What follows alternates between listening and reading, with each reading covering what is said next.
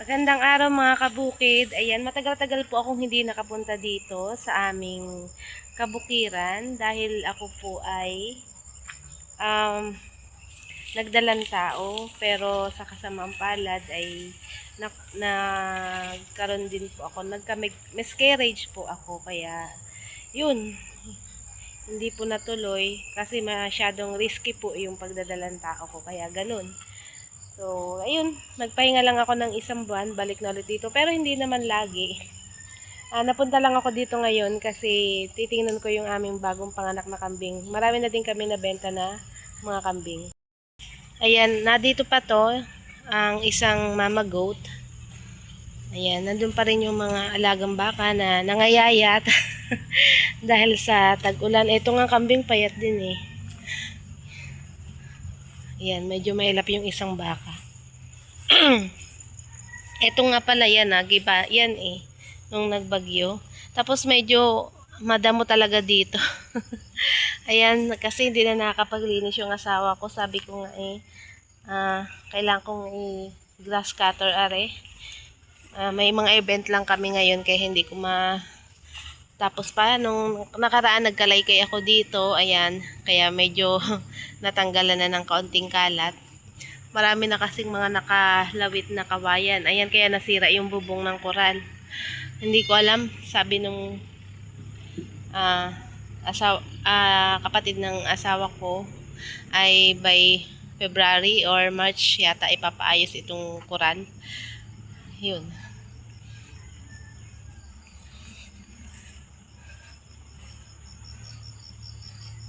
Ayan, nandito yung aming ibang kambing. Yan, bago ako alam ko na upload ko pa yun yung marami kami na benta na kambing.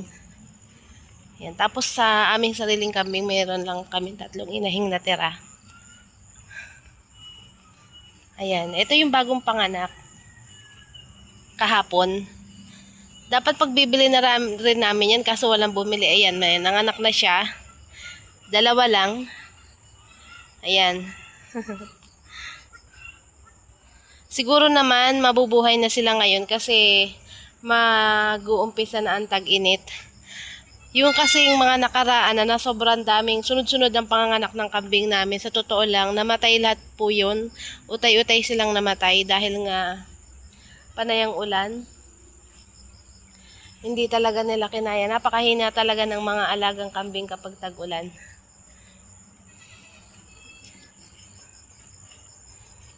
Ayan. Medyo maganda na yung ng panahon ngayon. Naku, bakit naman sumunod ka dito? Hindi ka makakaabot dito ng damo. Ayan. Sa mga susunod na araw, bala kong linisin to yung paligid na to. Medyo inayos lang namin yung cater namin kasi kailangan namin ng kaperahan.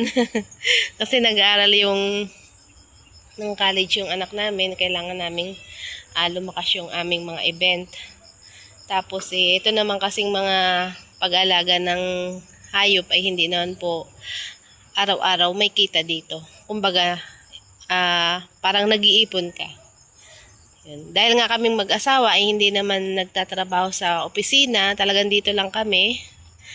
Kaya, kumbaga, laging parang ipon lang dapat ang pera kasi hindi araw-araw dumadating sa amin. Hindi araw-araw may kita kami. So, kaya kailangan namin magsipag talaga. May event kami ngayon. Nag-set up na sila. Mamaya pupunta ako doon. Pinuntahan lang namin. Nagpakain lang kami ng mga alaga dito. Pati mga aso. Tapos meron pa kaming natitirang isang baboy dito kasi hindi talaga siya mabenta. So sabi ko sa asawa ko, sayang yung panahon. Dahil nga dapat ito napabuntis ko na nun kaso nauna pa ako nagbuntis. Ayun. Kaya parang napabayaan ulit, hindi napansin siguro ng asawa ko na naglandi na yung baboy. Tapos ang tagal-tagal na ulit. So kaya nung napunta ako dito, nilinis ko yan, inayos ko. Tapos may binili ako sa isang online app Ayan, may binili akong ganito. Tatry ko. Para daw ito pampalandi ng baboy. So, sana naman sa mga susunod na araw ay maglandi na ito. At magbabaka sakali kami na pagbigyan kami ni Lord na mabuntis itong isang inahin namin baboy. Meron pala kami ditong isang bibi. Ayan. Sa totoo lang, 4 yan. Kaso, napaglaruan na naman ng aso. Nakakaawa talaga kasi mag-isa lang siya ngayon. Sabi ko sa kapatid ko, pahingi ako ng isa na makakasama nito at nakakaawa namang mag-isa lang dito sa bahay. Ayan yung asawa ko. Ayan, papainumin niya yung kanyang alagang baka. O, nandyan yung mga aso ko. Sa loob, matataba naman sila. Kasi pag galing sa cater, yung mga tira-tirang pagkain, kinukuha ko.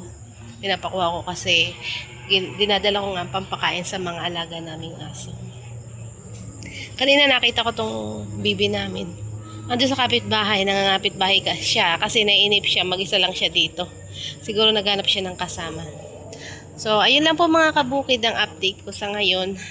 Sana sa mga susunod na araw ay marami pa akong ma-upload at sana din ay ma-monetize ako dito, pandagdag para sa pag-aaral ng anak ko. Alam niyo naman, medyo mahina ang kita namin ngayon. Lalo na last year, na sunod-sunod yung pagsubok sa amin talagang mag-asawa. At talaga naman, sabi ko nga, ay parang kumbaga, kung hindi matibay-tibay yung paniniwala ko sa Diyos, baka nabaliw na ako sa sobrang dami ng pagsubok sa akin. So, ayun. Kaya, thank you Lord pa rin dahil sa paniniwala ko sa Kanya, nandito pa rin ako at nakakapaganito pa. So, ayun lamang po mga kabukid. Marami po salamat. Bye!